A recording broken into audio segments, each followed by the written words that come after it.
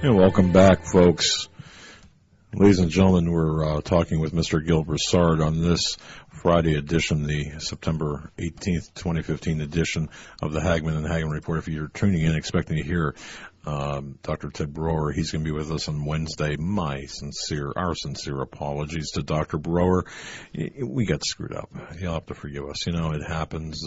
Joe's grandfather passed away, and that's when we had scheduled things, and things didn't get written down, and it was such a mess. So our apologies to Dr. Broer, who will be with us on Wednesday. Of course, the day during the papal visit, I asked him if he's going to have some comments on that.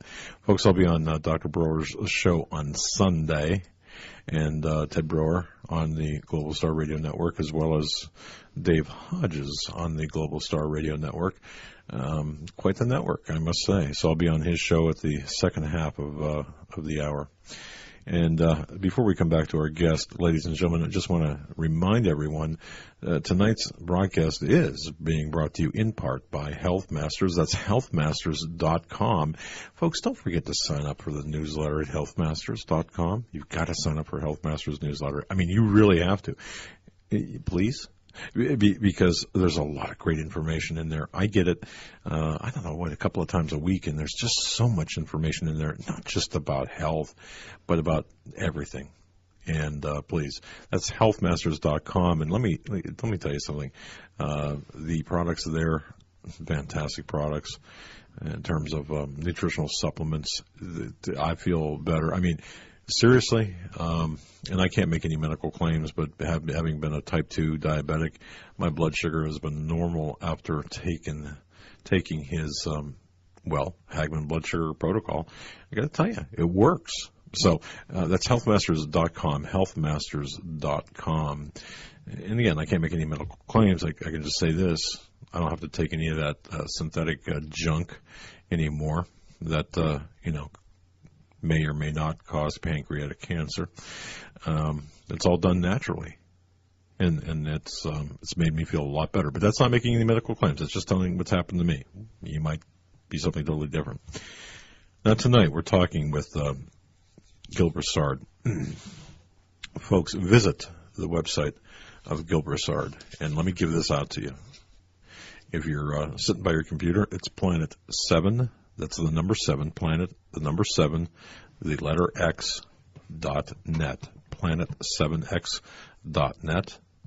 Gil has a lot of videos on YouTube.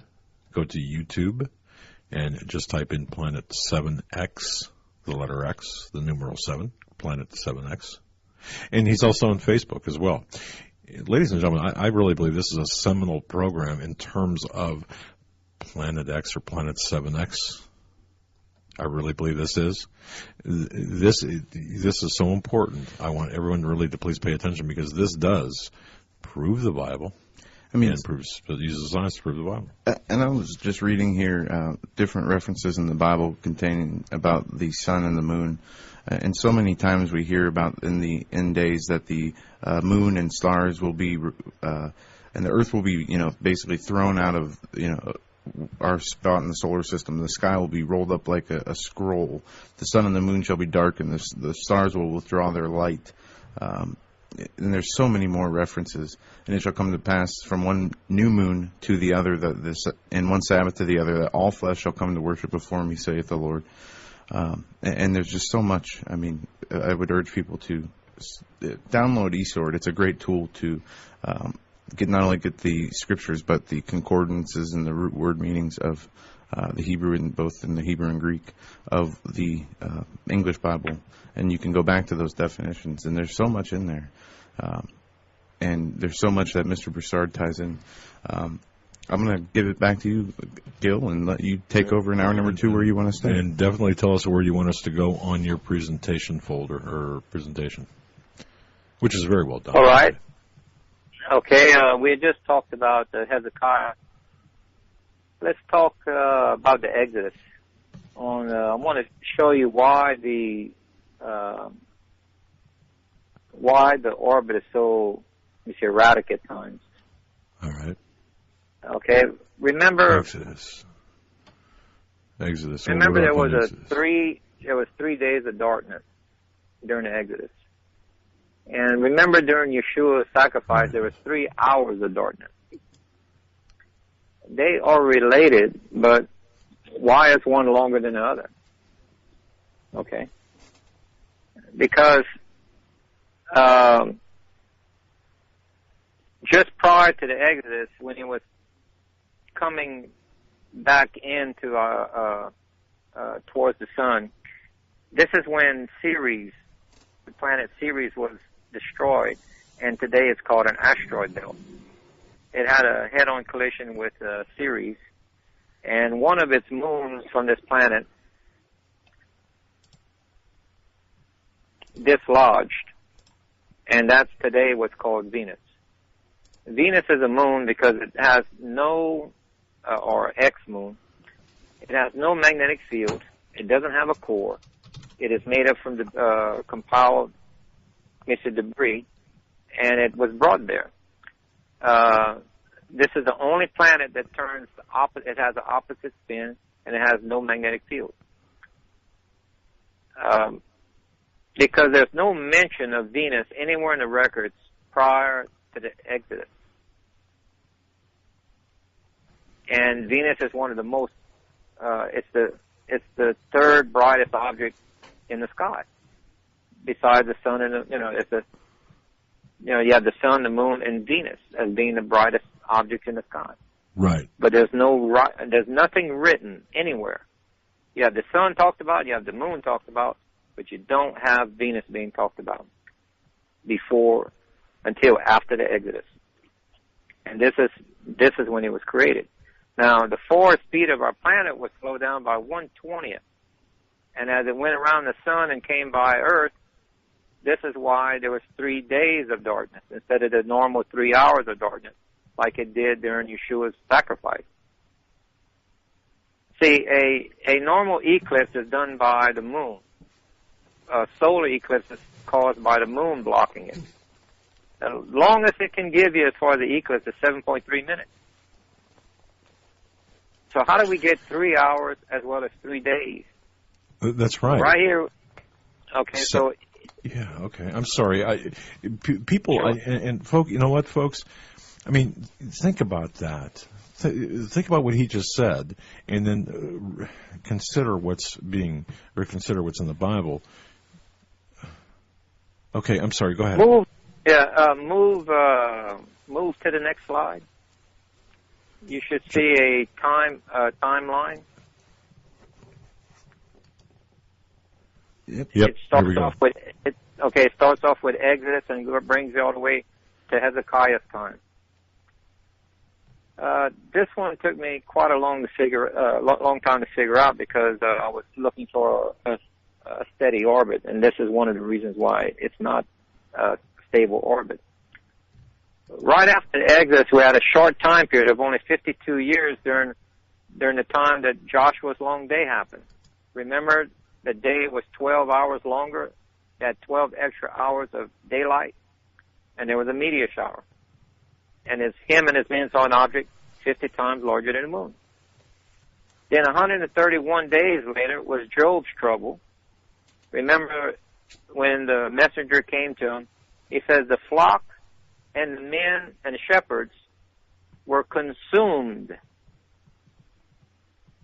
There was no dead bodies. They were consumed completely. Like a meteor strike or whatever hit. Then the third messenger came and said, a great wind knocked down the house that your daughters and sons were in and killed them all. That was the pressure wave. Then at the same time as Job was Ruth. Remember, there was talked about a long period of drought. And we know that this was happened on a Sabbath year and a Jubilee year. Because the people picking grain in the field right there were 4. 4 are allowed to go in the fields during the Sabbath year and pick their grain. Because Naomi could get her land back only during the Jubilee, which is the following year. Then after that, 290 years later, was David and King Saul. They each had 3.5 year drought. They had 3.5 year drought at the end of King Saul, and had 3.5 year drought at the beginning of King David's reign. Total of 7 years. That's right. Okay, remember there was also 7 years in Joseph of Egypt. Okay, but now we go to Hezekiah. This is where we talked about Jonah of Nineveh, the shadow going backwards to Hezekiah, and 5 months later, 185,000 soldiers died of a meteor shower. So well, wait a second. Let me stop you there. Okay. Just to be clear, okay, pretend you're on the witness stand here in a courtroom. A meteor shower. What was it described as in the Bible? Fiery hail. Fiery hail. Okay. Hail. We'll stipulate then, members of the jury, you folks, that fiery hail could very well have been described at that time as, or meteor shower could have been described as fiery hail. Okay. Thank you, sir. Okay. Why don't you swear me in? I have a Bible right here on the side. I'll put my hand on it. To tell the truth, nothing but the truth, but the whole truth. Well, right. we know you well enough to know that that's exactly what you're doing. No, but for like your audience, I'm willing to go as far as that because I have no reason to exaggerate or not to present the facts as they are calculated and the way the stories are structured. Well, you're a friendly witness because I have to tell the audience, if you can convince me that there's something here, there's something here. There is something here, and you've convinced me. Boy, I'm a hard sell on a lot of things, so I'm paying close attention to what you're saying. So we'll stipulate the swearing in. Yeah, well, so was I. I was a hardened skeptic. It took a lot of data for me to turn around, and there is data. Now let's go to the next slide. All right. It took 4 orbits around the sun before it regained somewhat of a normal orbit. You see how the first turnaround was 52 years, the second was 131, the third was 290, and the fourth was closer to a normal orbit of 358. Because yes, sir. It had to because it lost too much speed and it can only gain X amount of speed on one path. Remember how we take satellites and we'll bring them out when they get towards a planet? We'll have them orbit a planet about 3 or 4 times, then it meets its maximum speed, basically, for its mass, and then they shoot it out to the next target. Well, this is what happened here. It slowed down so much, it took 4 passes around the sun before it gained its total speed. So this has been colliding with moons and planets for quite a while, bumping them. Matter of fact, you can actually see a bruise on Mars, where Mars was pushed another 3 or 4 degrees off of its planetary plane. And if you look at Mars, I think 92% of all of its impact craters on half of its hemisphere.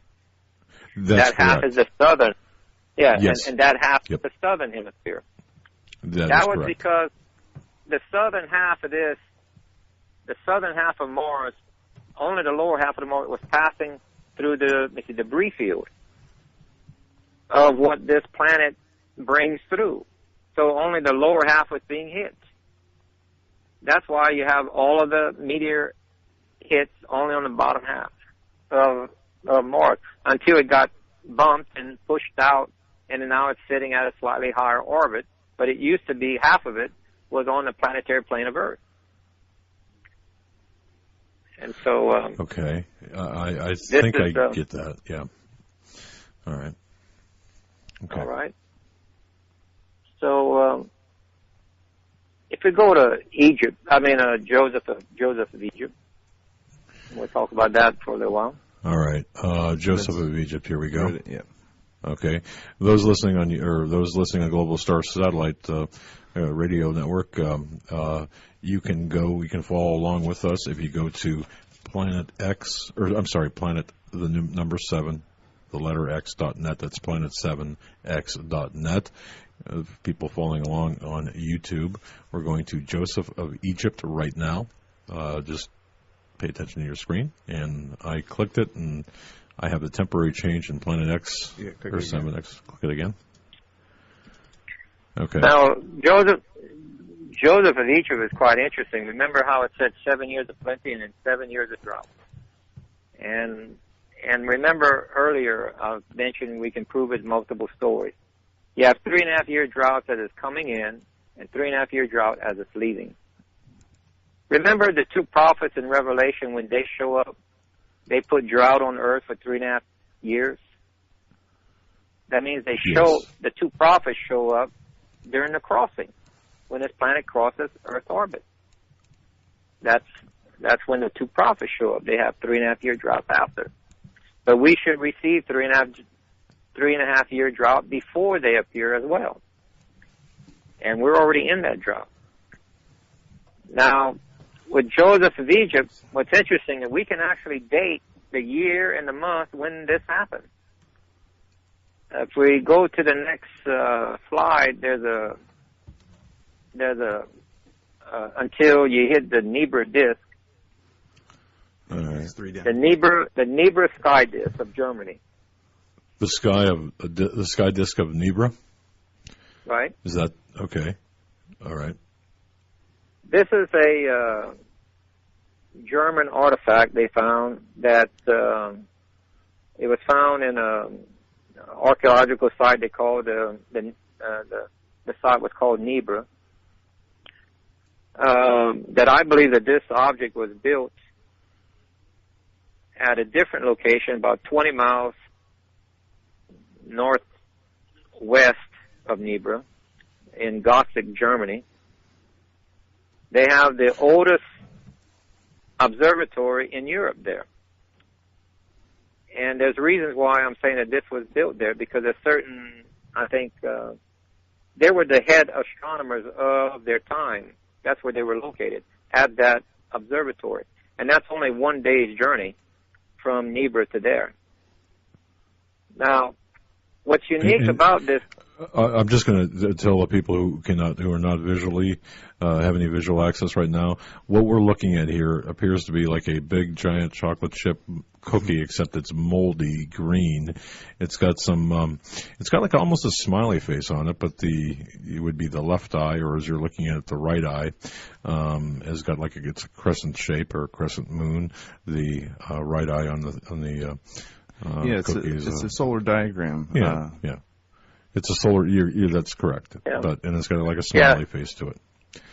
It's a bronze disc which is inlaid with gold leaf, and the inlaid is representing a star or astronomical event and dating the exact time frame, because we can date this star patterns and event. Now, what I read the official paper on this disc, and I don't agree with it. They think that this is a normal eclipse, which it is not. 2, the paper never mentioned that the moon is facing the wrong direction. The illuminated side of the moon has to be facing the sun. And I understand why the fabricator put it like that, because he didn't have enough room to put it in the proper orientation, because he had a star, a little star that he put that was in the way. But if you go to the next slide, it gives you a interpretation of the star pattern. It shows the horizon to the west, and shows the horizon to the east, and it shows the horizon in front of the viewer at the bottom, which is an old riverbank in Gothic, Germany. If you look where the old river used to pass. Now, when we reverse the moon, it gives us a different date to look for the time period. That was throwing the original researchers off. Huh. They were looking for like a 4-day-old moon when it's actually a 22-day-old moon. Okay? So that made a difference on when to look for it. And then they misidentified the bottom star cluster, which is Orion constellation. Right. Well, what this tells us that there was a third object that was involved with the eclipse of the sun, because it takes a new moon to make an eclipse of the sun, and the moon is shown in a crescent shape. You can't have a crescent-shaped moon and have an eclipse unless there's a third object involved. That's why they built this was to document an unusual event. And so when we go back into the software and we look for this arrangement of these planets and the star pattern, it gives us. You can turn to the next 2 pages, let's say. No, maybe third, fourth. You should see one at the top says solar eclipse with a date to the right. You got it here. Yep, we have it. A view of the southern sky Okay. from latitude 25 equal to Luxor to Egypt. Yes. You see that red line across the which is the horizon of Gothic Germany. Yes. In Gothic Germany, at that latitude, you cannot see the constellation Orion in the month of April. Okay? And you can see how the star pattern, you can see the moon, the way the crescent shape is correct now. The illuminated side is facing the sun. And you can see the star pattern matches the disk. Well, this gives you a date in the astronomy software, 1810 BCE, April 6th. Now, we have to subtract from Hezekiah's time. See, the astronomy software does not compensate for the year change from 365 and a quarter days to 360 days as it was during any time past 700 BC that was greater in time. We had to compensate. So you need to subtract 16 years from this date. Then it gives you April 6, 1794. That's this correct. was You're mid right. of the drought.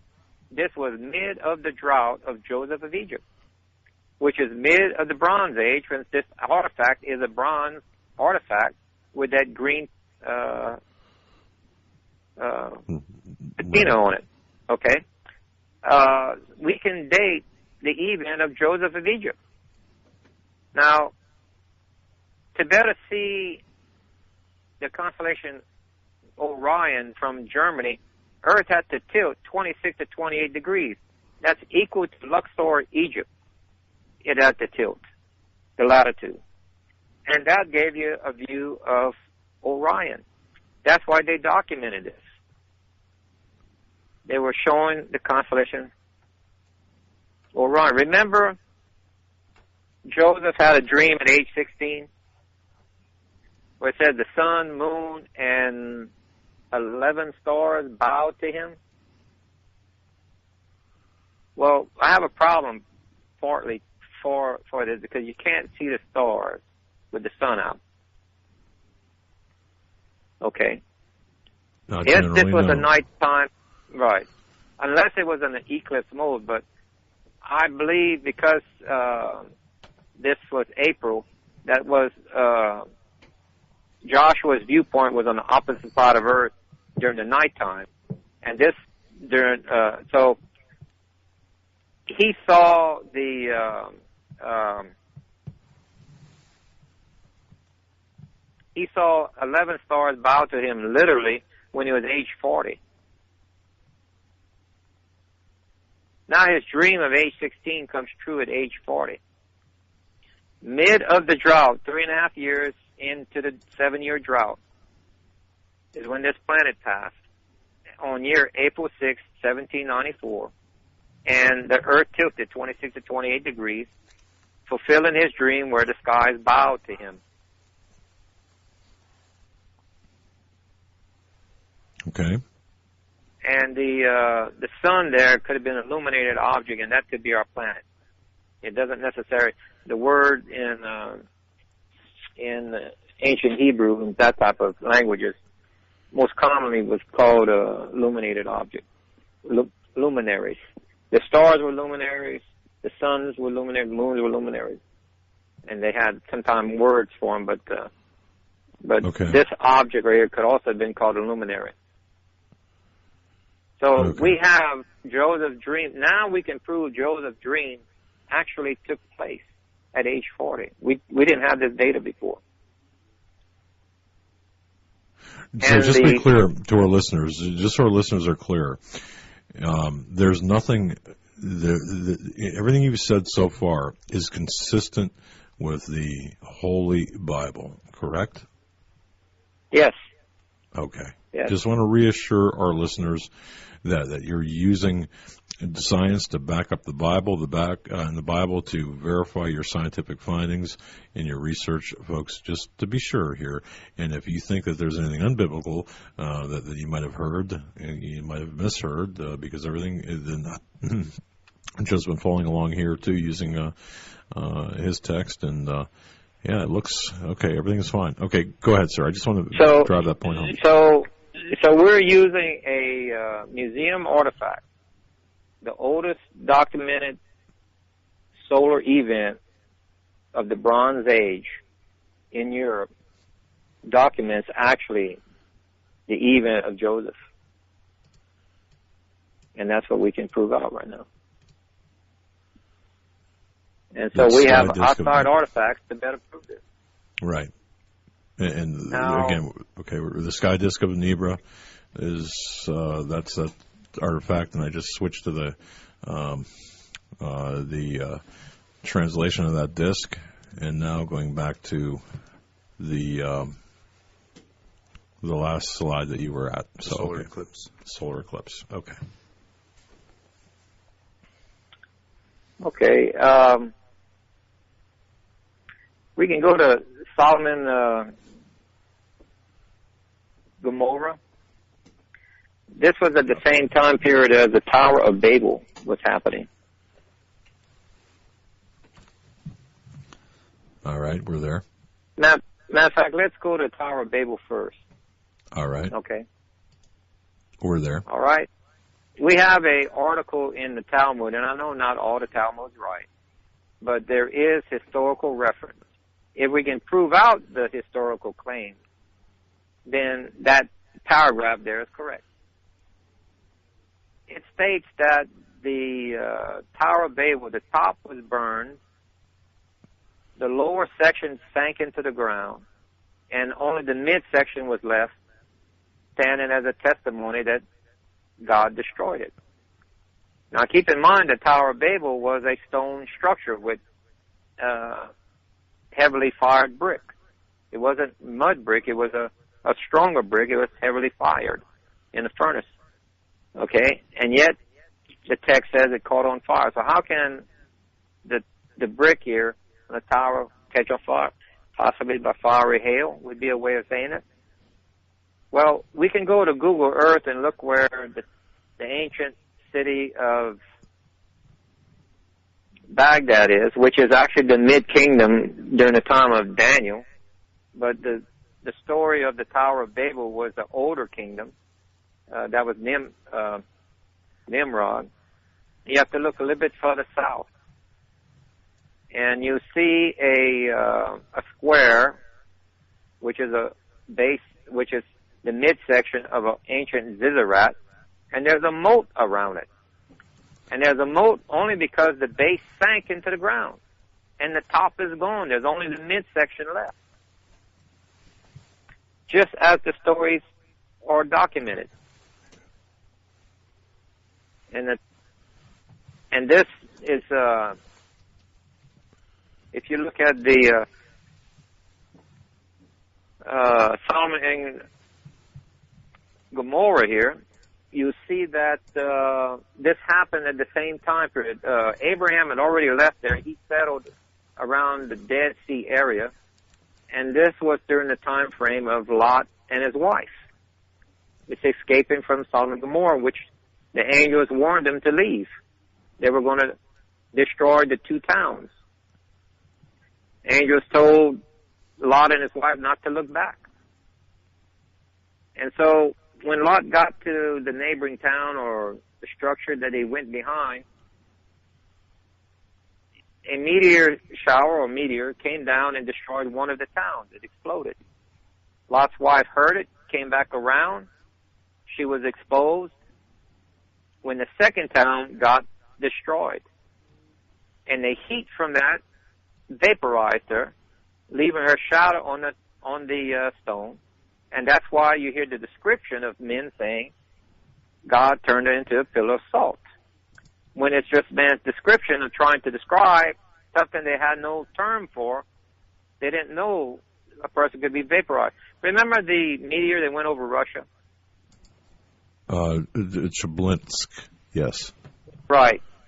That meteor was estimated to be 20 to 30 times greater than the Hiroshima bomb.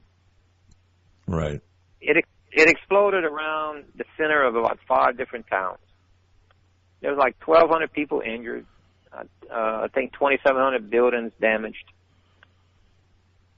And it exploded high enough where the heat wasn't felt, but the pressure wave did all of this damage. About 50% of meteors, when they enter the atmosphere, explode before hitting the ground at different elevations. If that meteor would have went over a town and exploded closer to a town, you'd have people vaporized. Okay? Because the heat would have been it's intense enough to do that. Now, if you look at that chart I put on your screen, I have a shot of, it looks like shadows on the wall. These are actual pictures in Nagasaki, Japan, where when people were vaporized, when that bright light hit the stone structure, it vaporized any dust out of the pores of the rock, except where the people were standing. So you can see a ladder with a person there. You can see another area where a person was sitting on the step. It's only a shadow left. You can see where people were walking across a bridge. There's nothing but their shadow left. They were vaporized. Well, during ancient terms and ancient languages, they didn't have enough. Their vocabulary is 1,000th of what we have today, and plus they didn't have an eyewitness of it. Otherwise, they would have got vaporized also. That's when they came back around looking for her. They see a perfect outline of her on the wall, and that's how they come up and say God turned her to a pillar of salt, because around the Dead Sea region, that's basically what you got is salt. And amazing. And this is but God is in the timing. He sent the angels to warn them to clear the area, to leave. And remember what he says, with a sinful, adulterous generation, they will get only one sign, the sign of Jonah. And you have to understand what these signs are. So I've never seen that shadow on that stone before. That is something else. That's how an ancient man would describe it. They walked into Nagasaki over there and saw these shadows on the wall. How would they describe it with the term that they didn't have a word for vaporization? They didn't have a word for meteor. They'd say fiery hail. How would they say that person? They thought that person would turn to stone right there looking at that. But that's not what happened. They were vaporized. It's man's description, not the God description. We got to separate the two. All right. That makes it makes sense. All right. Let me show you one. Let's go to Yeshua's sacrifice. Remember there was. That be? Oh, there we go. I see. Okay. Okay. Remember there was 3 hours of darkness during Yeshua's sacrifice. Remember there was an earthquake, multiple ones. The graves were open and everything. Remember that this is on Passover. It's a full moon. How do you get an eclipse if the moon is on the wrong side of Earth? And the moon can only give you 7.3 minutes of the eclipse. And the moon can only give you a section, a small pathway of darkness. It does not darken the entire Earth, which is documented in outside texts that the whole Earth was darkened on that year. Only way you can have that is if you have a third object that passed between Earth and the sun and the moon. And it darkened the sun and it darkened the moon at the same time.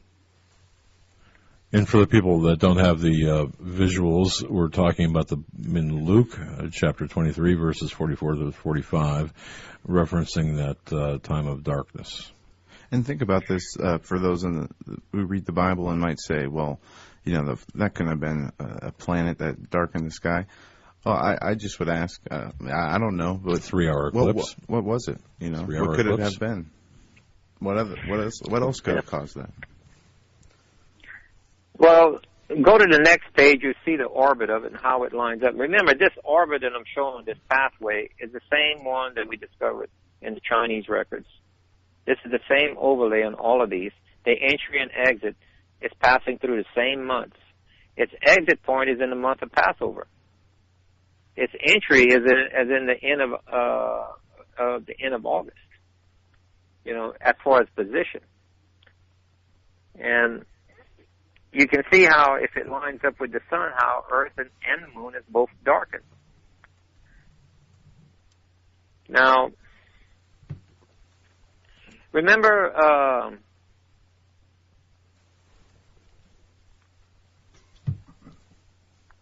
go to the maybe two pages further. It shows the sun and the planet and Earth and gives you a 3-hour. It says 3-hour eclipse.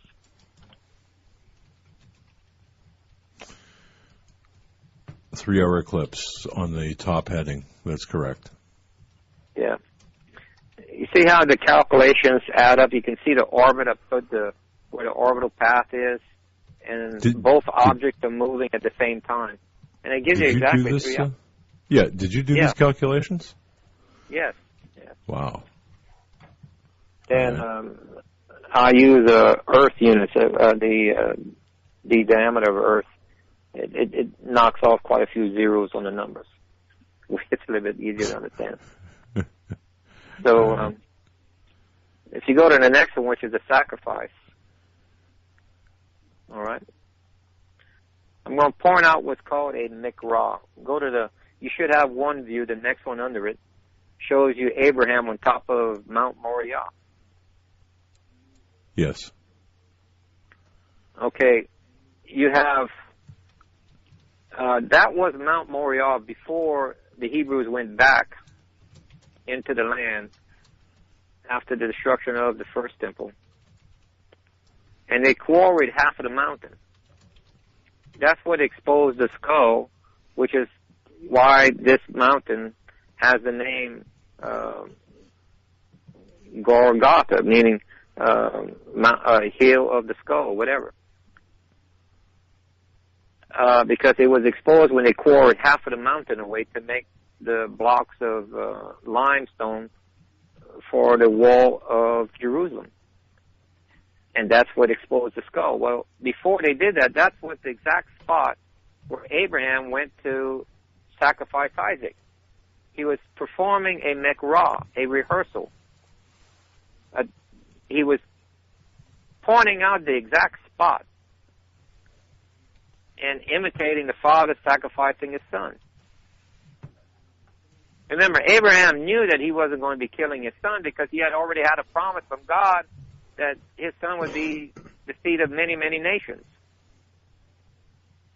And remember the lamb whose horns were caught in a thicket of briars that they found. That's what they used to sacrifice. It was just to the right of him there. Remember, Yeshua had a thicket of thorns on his head. Mm-hmm. Yes. This marked the exact spot where Yeshua had his sacrifice. Remember, if you go to the next, I'm not sure you may not have this slide, but there's a rehearsal that the Hebrew priests used to perform. They used to have two goats that looked exactly alike. Yes. Yeah, we have this slide. All right, and then one was judged. They would pull a rock out of a bag, what's called the Uma and Thuma. There was one white stone and one black stone to choose which animal was going to go to be sacrificed, and which one was led out of town and set free. And the one that was sacrificed was going to be that. They would tie a red sash around the neck of it, marking him. Right. Okay, this was a thing. This is a rehearsal pattern that they practiced. Remember Yeshua when he came up in front of Pilate? He was wearing a red robe around, and then Pilate turned to the crowd and said, "Who do you want me to release, Barabbas or Yeshua?" If you say Barabbas' name slowly, it's two words in Hebrew, or in Aramaic, actually. Bar Abba, son of the Father. And Pilate knew both Aramaic, Hebrew, and Greek. Okay? So he had this dilemma that he recognized. He points to one saying son of the Father, and he points to Yeshua, the one who calls him son of the Father. He was perplexed on how he was mirroring things. And the crowd chose Barabbas to release out of the town. And Yeshua is wearing the red robe that marks him as the one to go sacrifice, to go up to the sacrifice. All right. Remember, during the same time period, the priests are going out in the fields marking 50 omers. The omers is as far as you can stretch your hand out in a field and gather the grain, and then you tie it around the waist of it. Right. Okay, and they mark 50 omers. They don't harvest them. They don't cut them. They just mark them. Remember the earthquake. Now, this is another Mekra, means rehearsal. It doesn't mean feast. It means a dry rehearsal. The actual one was, remember when the earthquake opened X amount of graves? Yes. Well, now I can tell you that it's 50 graves. Because there's 50 omers that's marked in the rehearsal. 50 graves were marked, but they didn't come out of the graves yet. They were only marked. They were opened up. You could see their bones. Then when Yeshua goes into the grave,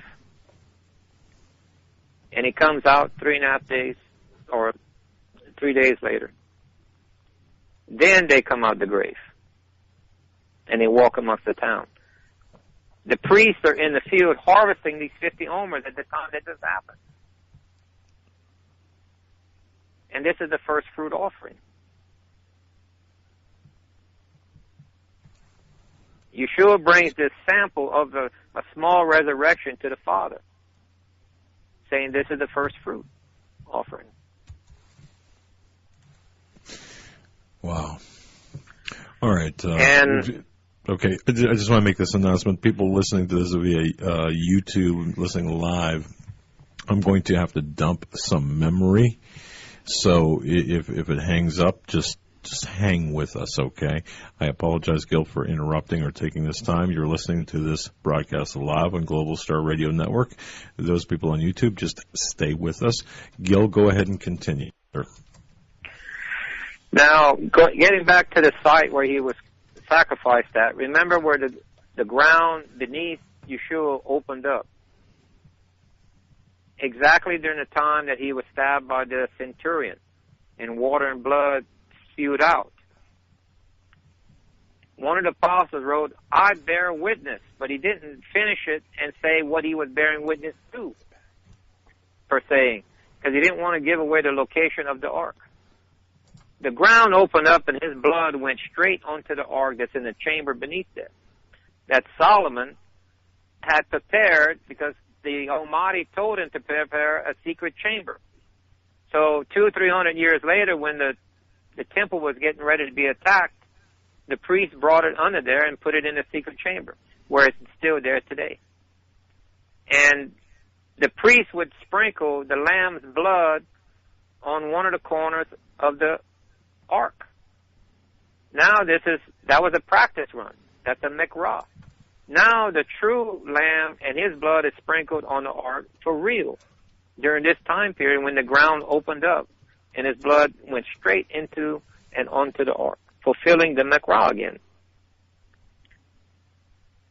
At the same time, when he was on the cross, it was 3 hours of darkness. This object came in and gave you 3 hours of total darkness as he was on from noon to 3 until he was died. Before that, you have what's called an emblem. It's like a overcast sky. When he was being judged and put in front of the Pilate and all that, and the crowd was judging him and everything, it was a very gloomy day because of this shadow casting over it. It was called a preemblem. It's like a very heavy overcast day, an ominous type of day. If you can tell me anybody that can orchestrate that to that extent, no, it's not humanly possible. No, it's not. And folks, this is fantastic. The YouTube stream's back up. I know it's been today. I don't know what's going on. There's been 2 times that the stream has stopped for a matter of moments. It was operator, or we have a disc that fills up. We have to dump the disc, and that's why. So we're okay now. Go ahead. Okay.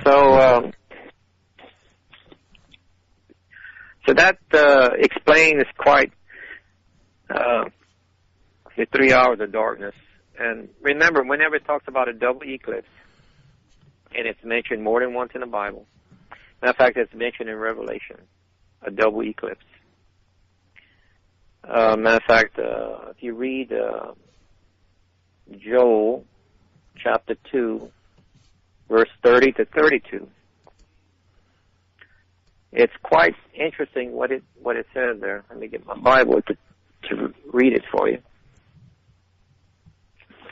It's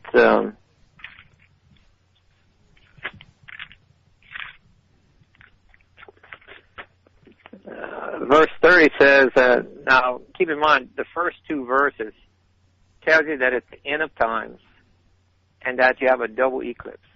All right. It says, and I shall give a sign in the heavens, and upon the earth blood and fire and column of smoke. Wouldn't that kind of describe a sign in the heaven and columns of meteor shower somewhere on earth being hit?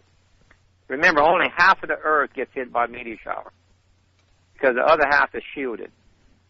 In March, you're looking at the nighttime side of earth being shielded, the daytime side of earth being hit in March.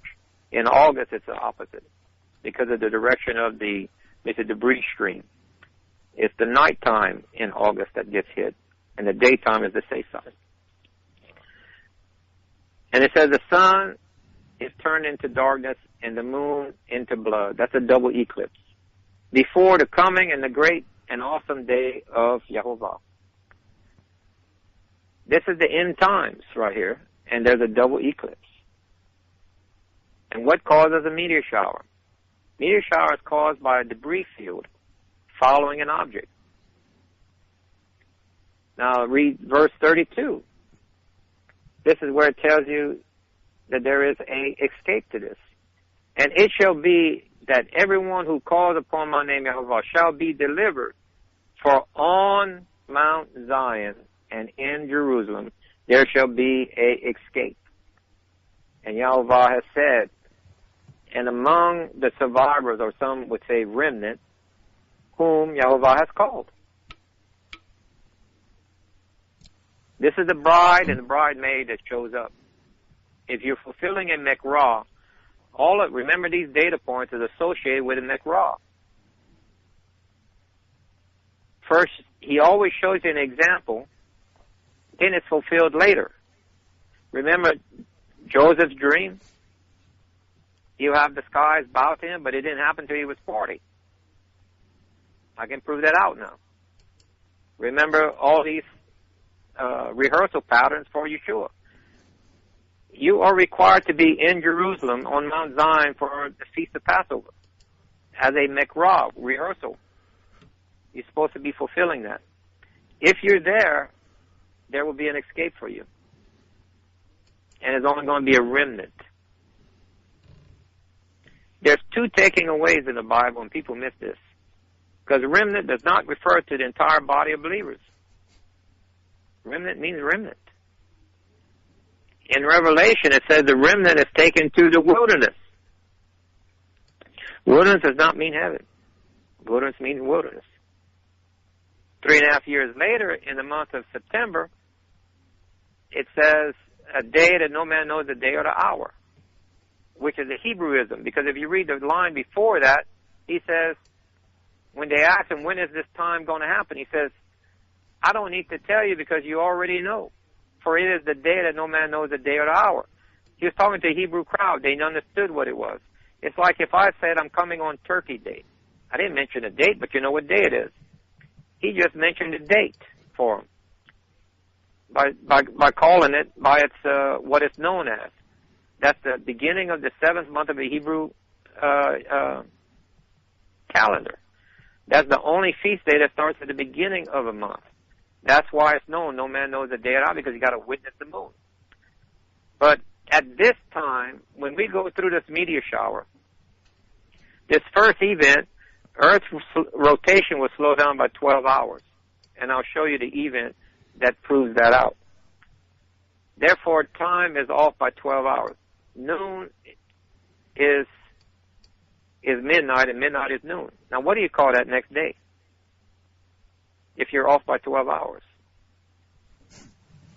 Confusing question. Now, 152 days later, in modern time, in olden time was 150.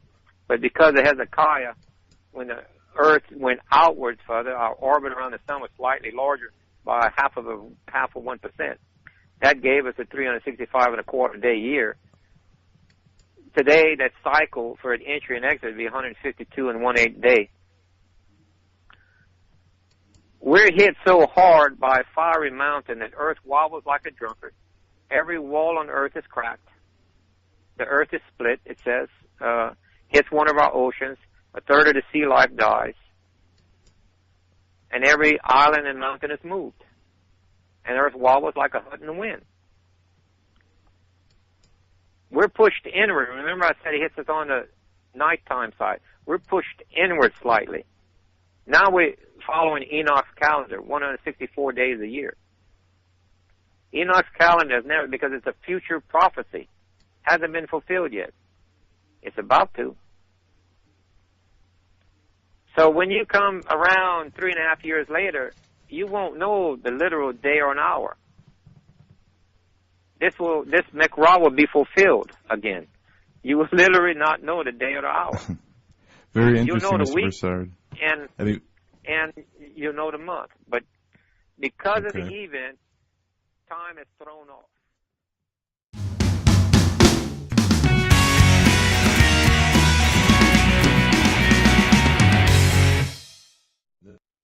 18th day of September 2015. I'm Doug Hagmann in studio with Joe Hagmann. Together we are the Hagmann and Hagmann Report, proudly hosted by Global Star Radio Network. And for those by a computer, great seat in the house here. Check on our YouTube channel, official YouTube channel. Folks, if you haven't done so, please subscribe and spread the word about our YouTube channel. Spread the word about us being on Global Star Radio Network and social networking and such. We really would appreciate that. Before we get back to our guest, I'd like to remind everyone that portions of tonight's broadcast sponsored by American Survival Wholesale. American Survival Wholesale, they've got the best survival products, bar none. I've tasted the food. I've eaten the food. You don't in a in a situation where you need to tap into your resources. You don't want to be eating sawdust and cardboard or even rice cakes. Do people really eat rice cakes? Anyway, AmericanSurvivalWholesale.com, that's your go-to place for all of our survival needs. Christian-owned, veteran-owned, that's AmericanSurvivalWholesale.com. And speaking of being prepared, anyone still in the matrix system? Are you guys still in the matrix system, the Babylonian system of, do you have 401ks, IRAs that are controlled by Wall Street? Hey, have we got something for you? Check out survival401k.com, survival401k.com. And when you do, please let Ross Powell there know that you heard about his product on the Hagmann Report. Basically, it's this. You can create a 401k or IRA out of anything you want, use anything you want purchase. You can actually have your IRA, solo IRA in guns and ammo if you want, or survival food from American Survival Wholesale. Any kind of product. Take control of your finances. Contact Ross Powell at survival401k.com. Go to Hagmann and Hagmann.com. Click on the link there, and it'll take you right to Survival 401k. Our guest tonight. And this is a fantastic program. So many people have asked us, hey, demand it. Hey, if you don't get Gil Broussard on, we're going to stop listening. Doggone it. Yeah, well, not quite. But we received so many emails in the last months. Oh, man. Years. I don't know how long it's been, but we've had so many requests to have you on, Mr. Broussard. And his website is Planet, the number 7, the letter X. That's planet7x.net. And he's got a YouTube channel as well. Just search Planet 7X. And also he's on Facebook. Hook up with him there. I'm sure you've got a lot of questions. Let's go ahead and pummel him with questions.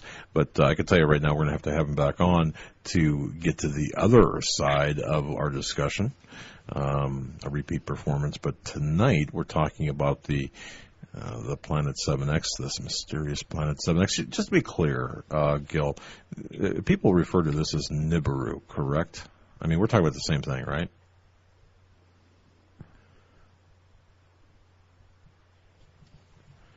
Gil, are you there? You're breaking up. Okay, I'm sorry. Hello? Yeah, can you hear me, Gil? Yeah, can you hear us? Okay. All right. Breaking up. Okay. People refer to this as NIBIRU as well, right? Could you give me a call back? We're breaking up. I can't hear you. Okay. Well, I think Gil, that we might have lost him. I think it might be on his end. I don't know. That's very strange. Todd says he's calling him back. Okay. Well, we'll get him back. So many problems that Well, you know what? Important or different information is conveyed. I'll take responsibility for the first two problems tonight because we had to dump the memory onto this one card, and that was my fault. The memory backed up on that and early on, so it's my fault. But it's hey. Only human. Yeah, and we'll get him back up one way or another. And this is very fascinating stuff. Before today, I think we have him back. Okay. Hey, Gil, can you hear me okay? Can you hear us okay? Yes. All right. I'm fine now. I just want to clarify something. People reference this Planet 7X that you call as NIBIRU, correct? Yes, it goes by about 30 or 40 different names depending on the culture and the country that it's seen at. But there's many names for it. But I just want to separate my data in the way it's, because I have data backing mine where other people just have stories. And this is, the data backs up these claims in the Bible with a perfect model. And it's the same model that we see in the artifacts and the Chinese records. Right. Okay. All right. And ladies and gentlemen, we're presenting this information to you. I looked at this information earlier today, and I was surprised by the level of detail. I'm not going to spend a lot of time flattering Mr. Broussard. He doesn't need flattery. But I will say that if I were to take this as an exhibit into a court of law, in a courtroom, I'd want Gil Broussard as my expert witness, because the research that he's done is consistent with Scripture. There's nothing here that is antithetical to the Scripture at all. Nothing contradictory to the Scripture, to the Hebrew Bible, to the Old Testament, New Testament, or the Old Testament specifically. So I just want to make sure people know that. So anyway, go ahead, Mr. Broussard. You take us right now with the hour that or 50 minutes we've got left. 50 minutes. You take us where you think we can. Let's talk a little bit about Joshua's long day first, and then we'll move on to Noah's flood after that. All right. Joshua's long day is going to be something very significant for our end time event. This plays into partly of what the false miracle is going to be of the Antichrist. So let me prove out the physics on how this worked out. During the time of Joseph's long day, he had an extended day of 12 hours. So that daytime sky was 24 hours of daylight. Now, and it says in the Bible that the moon and the earth stopped. And scientists used to laugh at this, but I can actually prove it out that it did. It didn't come to a screeching halt, like putting on the brakes of a car and just slam, and it stopped. No. It was a gradual. And I can show you the reason behind it, because remember what science is. It's cause and effect. When we have the proper understanding of the universe, that it's electromagnetic, and that the tail of a comet is plasma, not ice particles. This is one of the points that is of issue between the astronomy group and the physicist group. The physicists say, the astronomers say that the tail of a comet is ice particles, and the physicists say that no, that it's highly energized plasma. Well, just recently they proved this point out. When the comet Siding Springs passed by Mars, the physicists predicted, because of the close proximity of its passing, that there'd be electrical discharge between the comet and Mars. Well, the astronomer said no, because it's ice particles. There'll be no discharge. Well, when the event happened, guess what happened? There was a lightning jumping between, and the aurora of Mars glowed.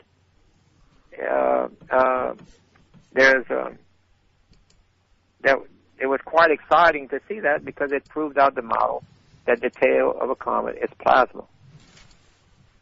Right. Well, now, if you look at the path of this, remember, there's outside doctrine that said that this object, because we have three references that we can calculate the size, well, for them to get a perspective of 50 to 1, that meant this object passed between the moon and the Earth.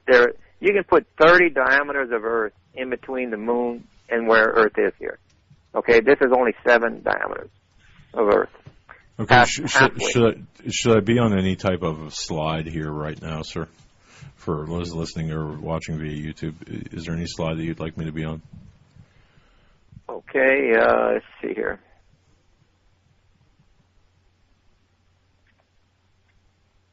You can go to the last one of Joshua, which is calculating 1 to 2 hours apart. Okay. This shows the calculation between the event where it passed. This is with the angle of its approach in March, when it passes in between the moon and Earth. There's a comment. Big arrow with the solar winds in it. Is that the one, or planet? No, the one says it says the Battle of Joseph at the top of the page. The Battle of Joseph. Battle of Joseph. Okay. Joshua. I'm sorry. The Battle of Joshua. Okay. There we go. I got it. Yeah. Okay. That's a good There point. we are. Okay. There is outside text that says that the meteor shower happened between 1 to 2 hours. No, 2 to 3 hours. Well, when we calculate the forward speed of Earth passing through us, and when it passes halfway to get the perspective of 50 to 1, this is exactly what we get. 2 hours later, we're entering the debris field, and the meteor shower lasts exactly 1 hour. Remember where there's outside text, other text in Revelation says your doom comes within 1 hour? Well, Yes. it takes 1 hour for Earth to pass through the debris field at its present rate of speed as it travels. This also qualifies the diameter of the object. 1 hour is also roughly 6.5 to 7 times the diameter of Earth. Now, if you go back to the second slide underneath, you should see a big arrow with the solar winds, and where Earth is entering into the tail. Yes. Okay. The red path is the pathway, the path that planet 7X passes. The green pathway is where Earth's orbit is around the sun. Well, 24 to 28 hours before the meteor strike, before Earth is starting to slow down, Earth is starting to enter into the plasma tail. Remember, the plasma tail points opposite of the sun, and the angle. Remember, it's traveling along it's paralleling. I don't know how to put it. It's traveling. The planet itself is traveling along its normal orbit, but the tail, there's 3 tails to a comet. The plasma tail, and there's also a dust tail, and then there's the debris tail. The debris tail follows its normal path around the sun, but the plasma is always pointing opposite of the sun, so it's moving constantly as it's going around the sun. It's moving, but right here is where it's pointing at Earth. And Earth is entering into the plasma deeper and deeper as it's moving forward. This causes a 4.5 to 5.5% delay in Earth's rotation, compounded hourly. But what do you get within 24 to 28 hours? You get Earth coming to a complete stop, just like you turn a rheostat or like a dimmer switch. It slowly comes to a stop. It has a complete stop. That's when it says the moon and the Earth stood still. It literally happened. Here's a model that proves this. I showed this. I showed a working model using astronomy software and everything to a professor of physics, and he took time to study. And he said, "I was the first one to explain this event logically. We have a model that works now that Earth can slow down by 12 hours. And guess what? It's going to happen again in the book of Revelation." Wouldn't that have serious ramifications for, both sides of the earth? The Bible tells us you shouldn't be living along the coastlines. It literally says that. And that's a global comment. That's not just a local. He says you shouldn't live along the coastlines. Now, what's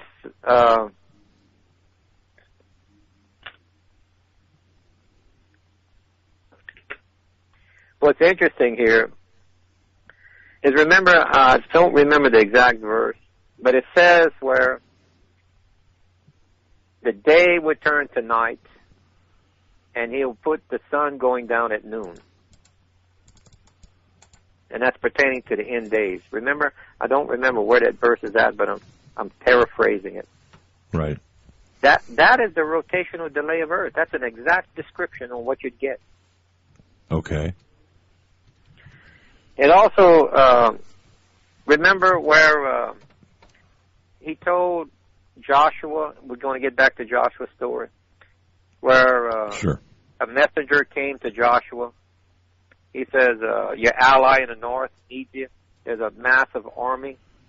There was 5 kings that gathered their army. They had 300,000 men. Joshua only had 30,000 men. He was outnumbered 10-1. So he prayed to the Almighty, and the Almighty told him to go ahead and help his ally, that he was going to deliver the enemy to his hands. Not to worry. He did a forced march throughout the night to get there to the morning.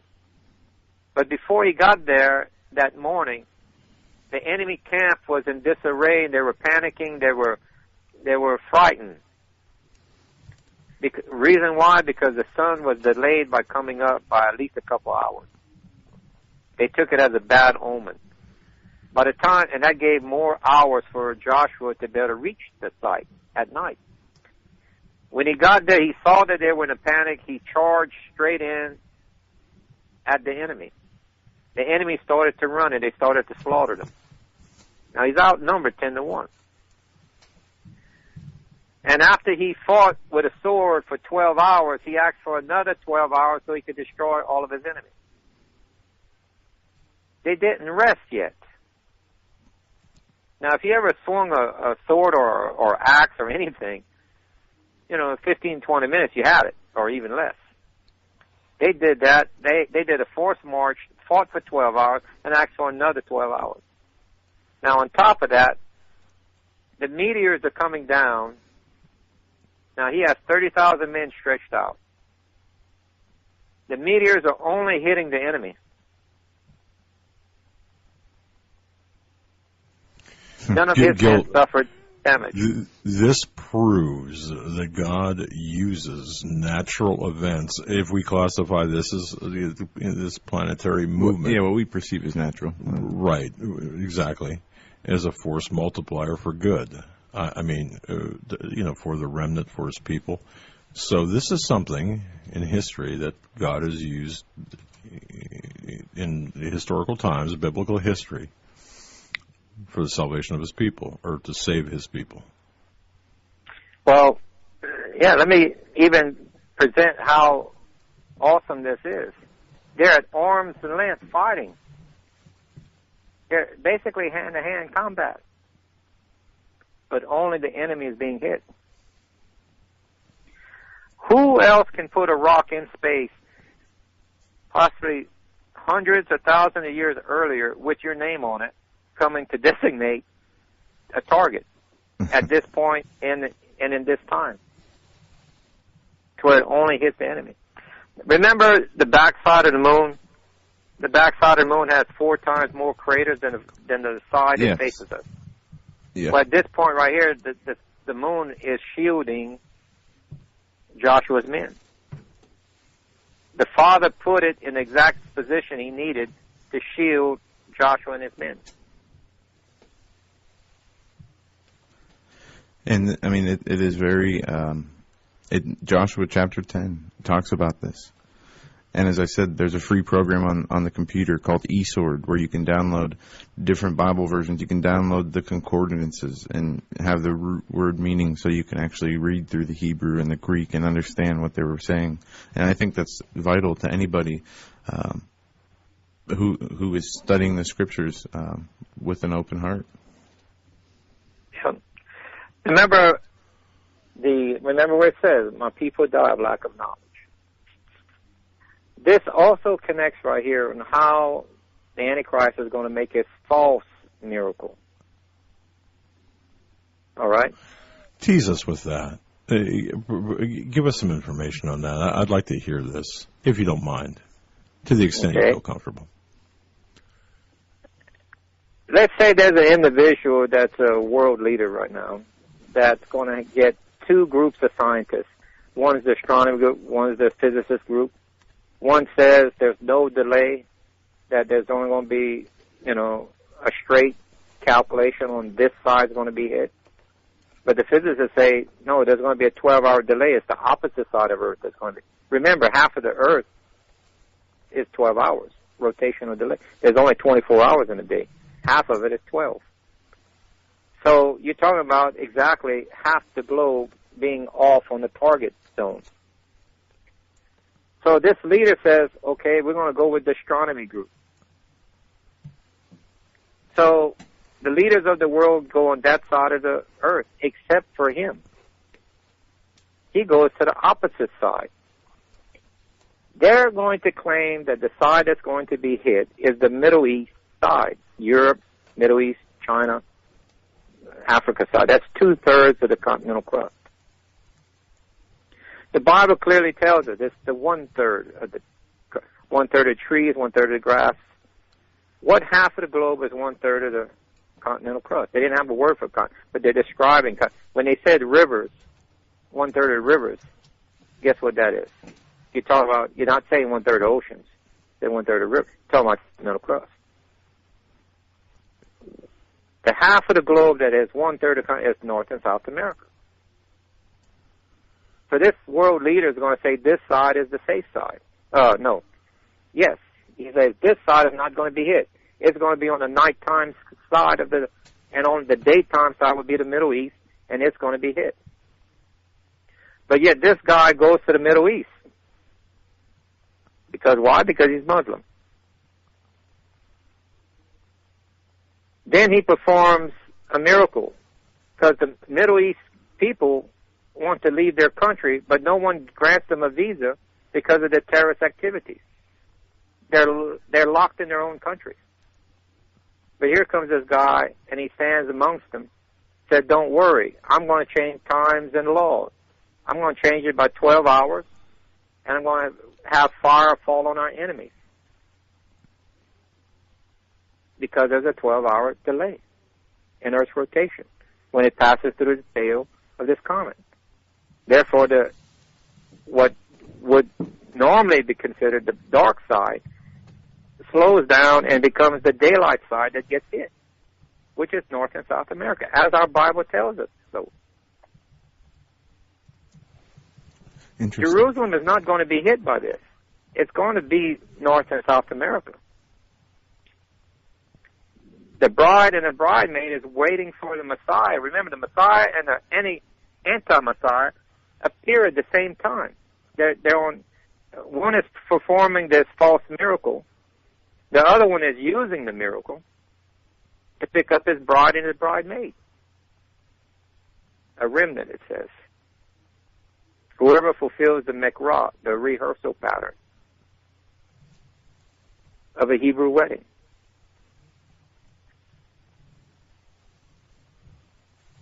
This all ties together. The data points are there. We just have to recognize what they are and apply them to the last book of the Bible. Each one of these stories are not random. So data points helping us figure out the last book.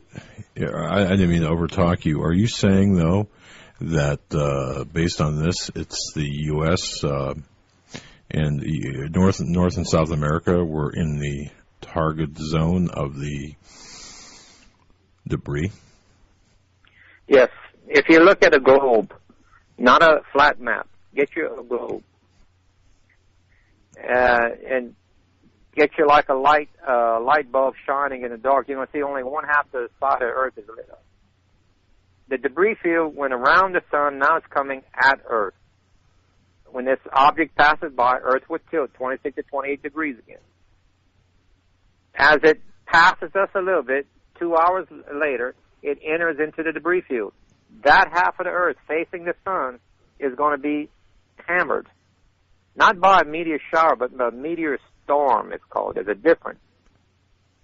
Millions and millions of meteors hitting that side of the Earth.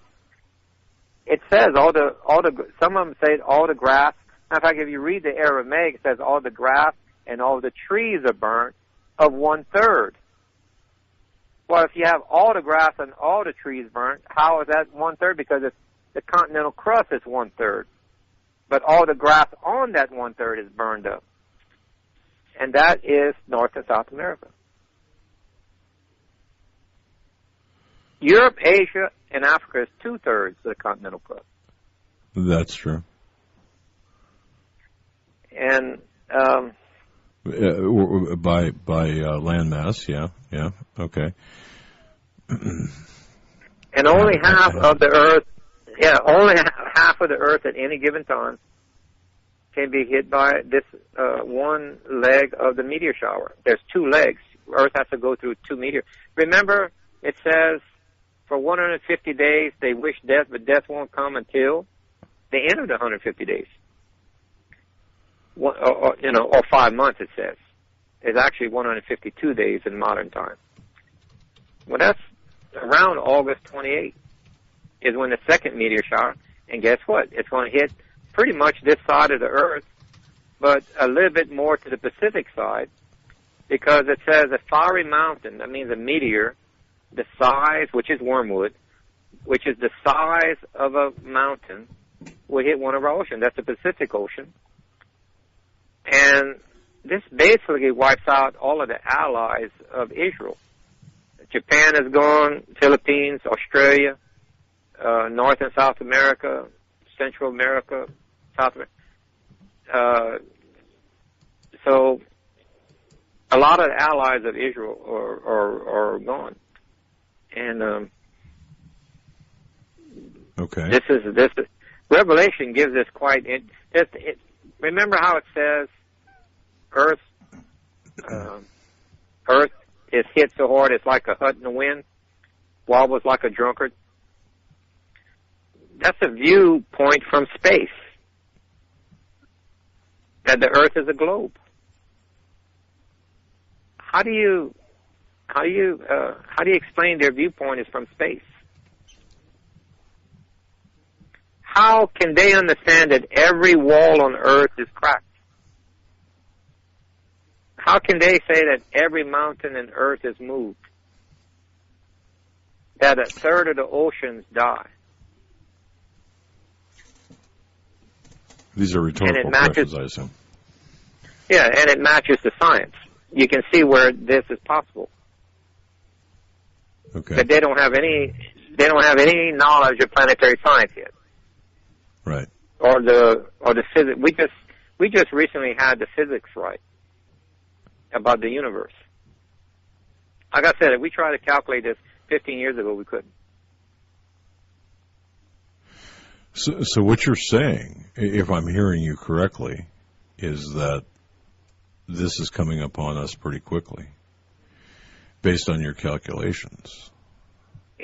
The date given to me in Revelation 12:1, where it says the moon at the foot of Virgo, crown of 12 stars, looking through it with astronomy eyes. When you say looking at the moon, where are we looking at? In heaven, right? Doesn't he says he declares his time in the space, in the stars, in the arrangement? Right. Okay. Okay, so the moon at the foot of Virgo, crown of 12 stars. Leo is 11 stars. The 12th star is Jupiter, the king planet. There's a very interesting lineup that takes place in March or April, but looks like March fits the pattern a little bit better. March 25th through 26th, right. Of 2016, yes. Correct. Which happens to be a Jubilee. The old Mekras, when it's practiced that Elijah and the Messiah comes back on a Jubilee year. Not a regular Jubilee. Not a regular Sabbath year, but a Jubilee year. Okay. Well, this next Jubilee is this next year. Remember where he says, this generation shall not die out before all is fulfilled. That's a Holocaust generation. Well, at this Jubilee, there'll be 83. The next Jubilee is 50 years later. There'll be 133. It has to be this Jubilee. Let me give you a few points on what to look for as far as Antichrist. And I won't name names. All right. The Antichrist has to fulfill three major religions: Islam, Judaism, and Christianity.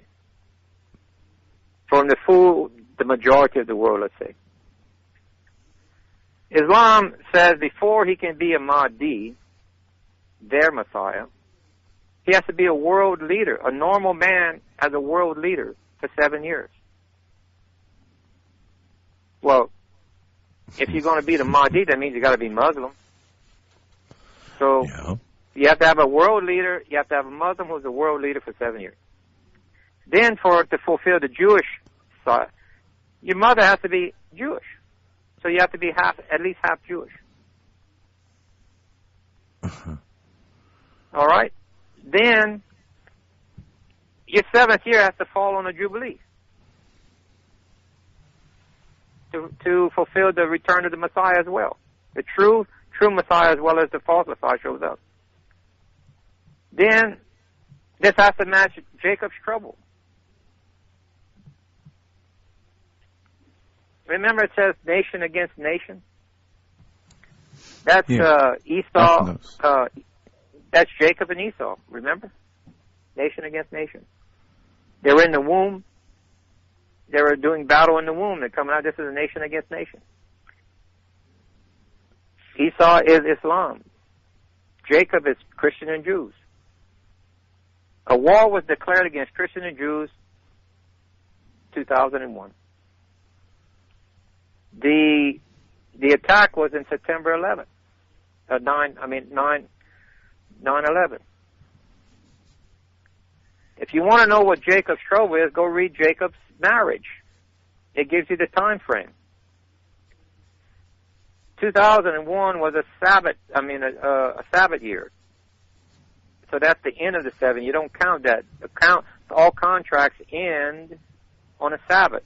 So the following year in 2002 is when you start the count of a contract. Remember, Jacob had to work 7 years for his first bride. His first bride, he was fooled, didn't know nothing about her. He was tricked. Then he had to work another 7 years for his true bride, true marriage. Well, from 2002, you count 7 years, you get someone who was elected in 2008. So some people called the Messiah, that they were fooled. We didn't know nothing about him. Now we got to wait another 7 years, this is a Sabbath year we're in right now. It has to end for the contract of 7 to be fulfilled. And then the groom can pick up his bride the following year, which is a Jubilee. The beginning of a Jubilee is in March. That's this Jubilee coming up. So this Antichrist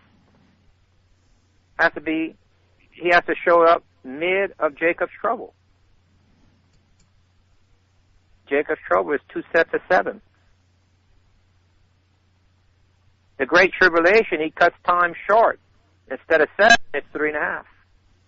Otherwise, there'd be no life spared.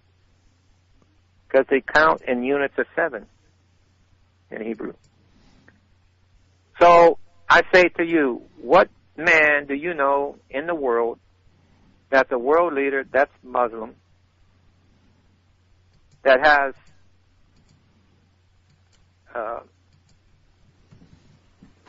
that his mother was half Jewish? Oh, and there's another one.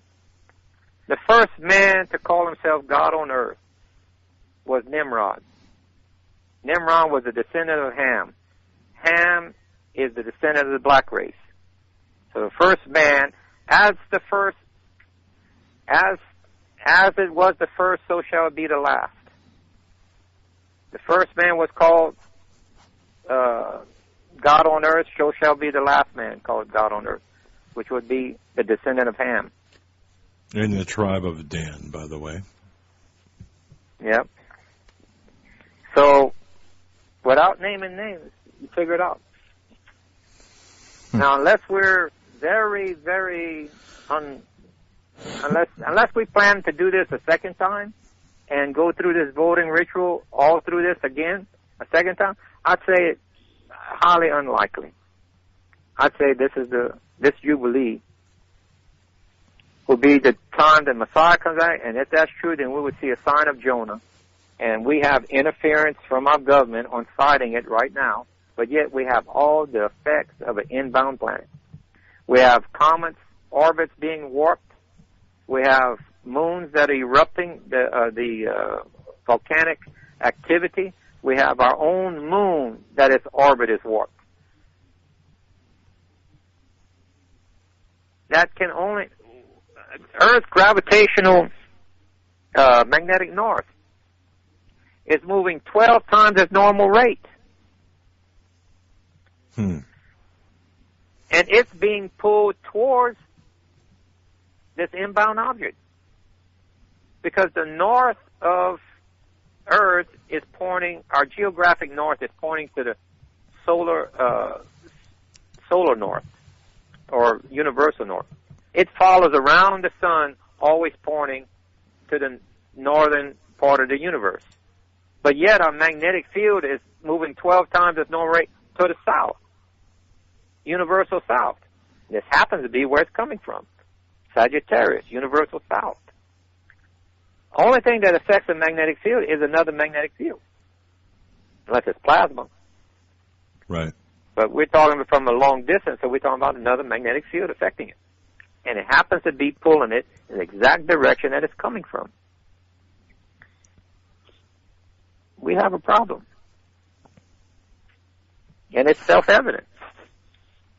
Gil, I don't mean to be, in no way do I mean to be insulting with this question, but what if you're wrong? In other words... I hope I am. Well, me too. That's what I was thinking. But where, okay, and looking at this honestly, because you've done the research for the last 3.5 years, looking at this, where could you be wrong? Because this looks pretty tight to me, from a layperson point of view. Where could you be wrong? I had put the information up for 1.5 years for anyone to dispute the data or the math. No one's done it yet. No one's been able to find an error in it. Would somebody please do that for me? Yeah. Yeah, really. Now, keep in mind, we have 4 scientific papers.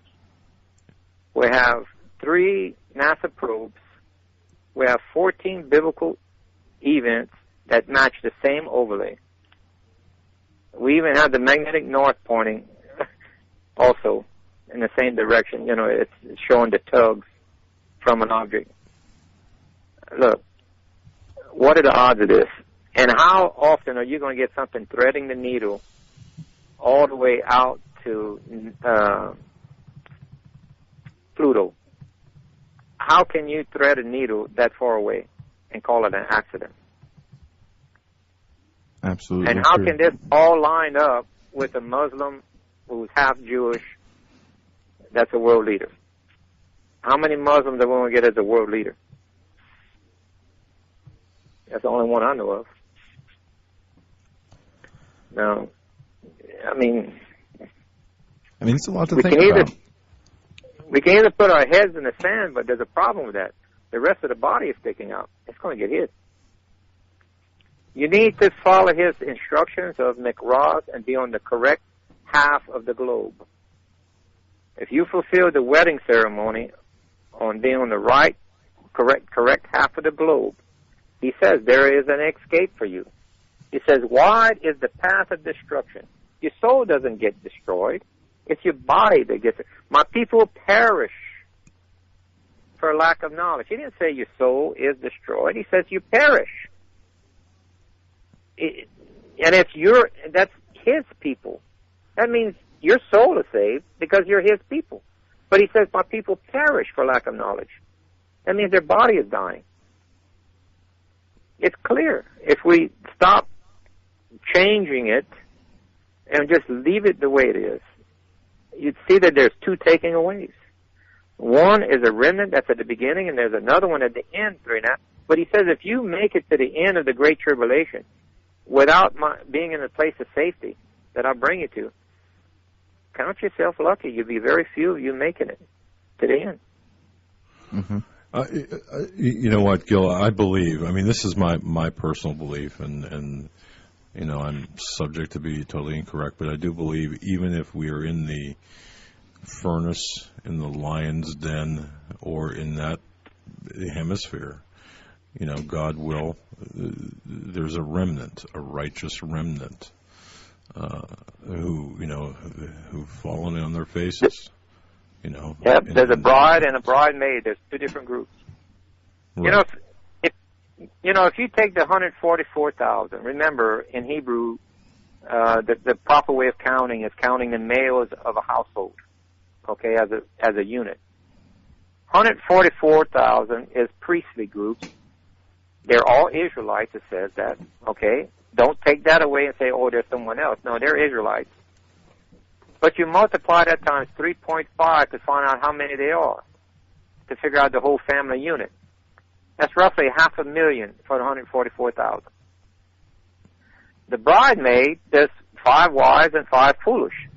Well, the 5 is not a random number. It's 5 times the bride. Okay? That's roughly 2.5 million or so. So you're looking somewhere between 2.5 and 3.5, 2.5 to 3 million people making it to the place of safety. And the bridesmaids can be from any tribe. They're not. It does not stipulate that they're strictly Israelites. The bride is Israelites. The bridesmaid can be anyone, and there are 5 times more of them, except for the foolish.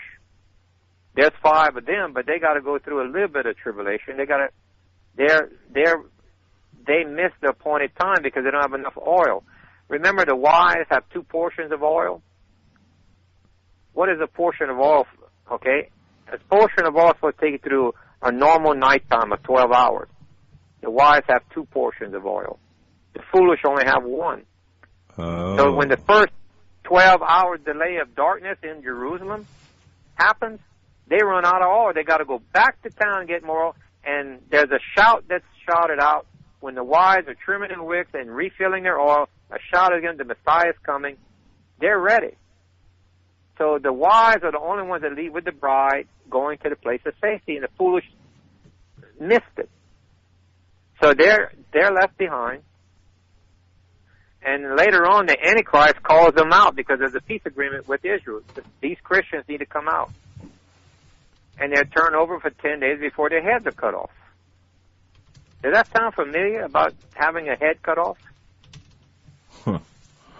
And they have a special place in heaven because they didn't take the mark. They didn't accept Islam.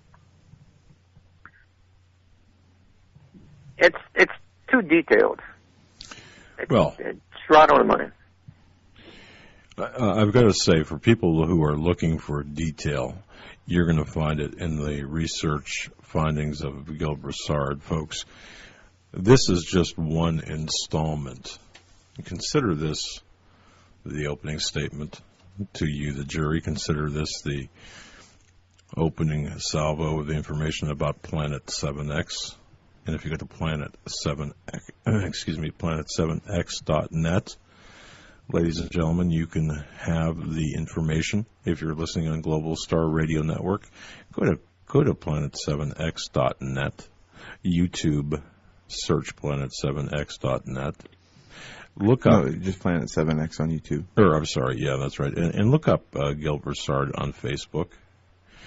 I'm sure our star witness tonight in this courtroom, and I'm playing, of course, this, but we're all looking at this information together, each one of us.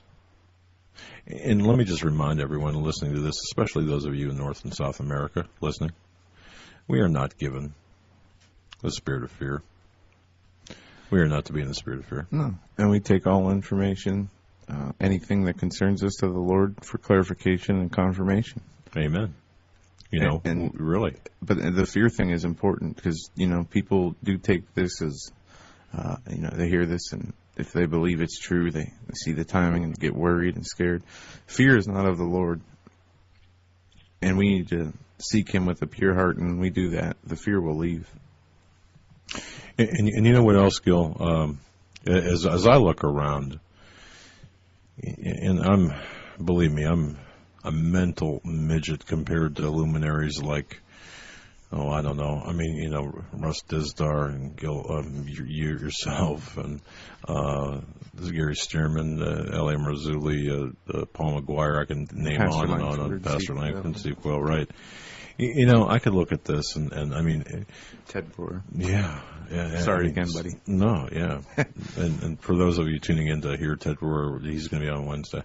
But there's a lot of information to take in, Gil. I mean, you've really presented through your exhibits, and we could name these exhibits, A through Z 100 times over here. You've done your homework on this. I mean, you really have. Well, if there's any groups that wish a presentation, like I said, there's like 318 slides right there. It takes about 3 to 4 hours to give a presentation from one end to the other. Have them call me or send an email at planet7x@gmail.com. Planet7x@gmail.com. Yeah, trust me, you don't want to give out any phone number. Email at planet7x@gmail.com. Right, and planet7x.net. Gil, we got about 3 minutes left of your time here in closing. Anything that you want to leave us with? We are going to have you back if you will allow us to have you back, because you did a fantastic job on this. Sure, I just want to say I do want people to send a note to Gil, letting him know your appreciation of his work. But go ahead, sir. I'm going to turn it back to you.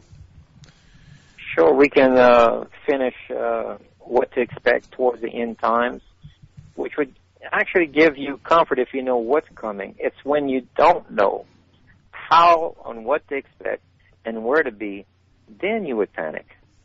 But right now, see, this is a Sabbath year, and the Mikra, or the rehearsal pattern for 7, says store food and water. Get your supplies. Because right now, seal 3 and 4 and 5 is about to happen before March. Seal 3 is economic collapse. Seal 4 is war, famine, pandemic disease. So you don't want to be shopping, or when they do rationing of food, you don't want to stand in line waiting for your provisions while people on the side of you may be infected with something. You want to have your supplies at home already bought, and you're waiting for a sign around Hanukkah, the last week of, remember, your passport in Israel, which is good for 3 months. From March 26, you count backwards 3 months. It puts you in the last week of December. Happens to be Hanukkah. What is Hanukkah? Feast of Lights. That's a way of saying, the lights are dancing, or luminaries were called lights, And whenever they do their retrograde motion, they call it a dance. This is when we should see it, and that's your sign to come out of her, go to Israel, fulfill the Mikra of the Hebrew wedding, waiting for the Messiah to return. You see Elijah for 3.5 days. He's going to show up for the Feast of Passover. And you have a feast with him before the Messiah comes, 3.5 days later. And you see them making miracles, real ones, that is. But I suggest they go through my book. I don't try to rewrite the Bible in any kind of way or form. I point you to the paragraph where it is in the Bible. You got to go back and read the stories. Have a perspective of knowing what he's talking about. Because this is the sign of Jonah. If you don't, then you're going to only recognize this at 40 days. He says that for adulterous and wicked generation, they'll only have the sign of Jonah. They'll only have 40-day warning. It'll be too late at 40 days. You got to know. You got to see. You got to recognize these signs before that. Because you're not wicked and adulterous. You see it before that. That's only for the wicked and adulterous generation. Okay. The sign of Jonah. We should see it before that. So if it is this year, I do not have a crystal ball. I can't predict the future. And that goes contrary to the Bible. it says you will see a sign. And how does he qualify? It says when you see earthquakes like the pains of a woman giving birth, and they are, as we speak right now, elevated. They're rising 800%, as well as volcanoes. Those signs are already there. Look in the sky for a sign, he says. So what sign are we looking for in the sky? The sign of Jonah. But way before Jonah, we will recognize it. I think that's what Jonah was recognizing, and that's why Jonah wanted to catch a boat and leave. he was trying to run away from it, but there was no place to hide. Understood. So that's very true. I never thought of that. Interesting times. Gil, I want to thank you for your time tonight. We're getting so much great feedback, and I want to thank you for the dedication that you put into the work that you've done, and especially how you tied it in to the Bible. Actually, how it's tied into the Bible. How you found that and have dedicated, your research to showing this in visible and audio, and giving all your information away free, your research away free.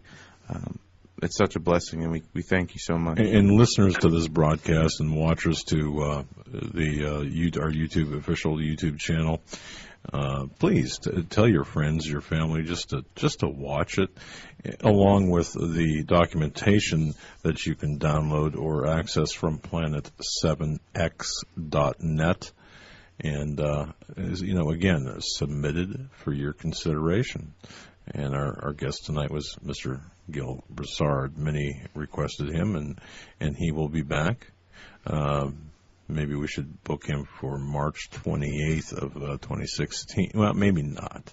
Maybe we should rethink that date. I know. That's why I said that. But Gil, you did a great job outlining this for both the listeners and viewers. I just want to say thank you so much for your time, and as Joe said, your dedication to your research. Planet7x.net is his website once again. And this, we really, graphic intensive, we really enjoyed your appearance tonight. But thank you, Joe, and thank you, Doug. I appreciate the time and your comments and the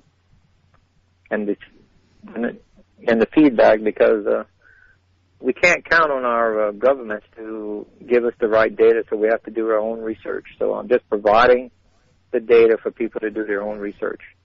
But it is real, folks. The Bible is real. This object is real, and it's going to play a major part in the book of Revelation. Thanks, brother. Appreciate that. Appreciate You're the welcome. information. Well, I think we appreciate. No, we do appreciate the And God bless you, Mr. Broussard. You have a great weekend.